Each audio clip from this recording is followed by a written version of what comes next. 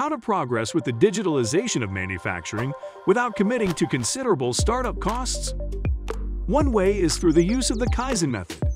This approach focuses on continuous improvement in small steps, allowing you to gradually reduce process bottlenecks, improve quality, and reduce costs.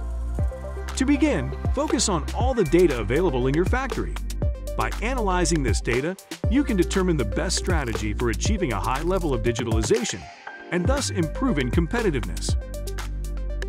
The best approach is using the Smart Manufacturing Kaizen Level (SMKL), an indicator for assessing your factory's data use.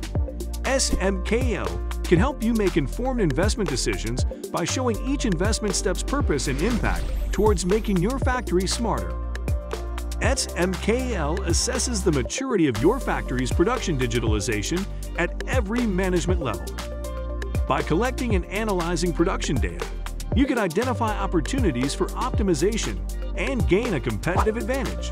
The data collected at every level, from the individual employee to the supply chain, drives this process.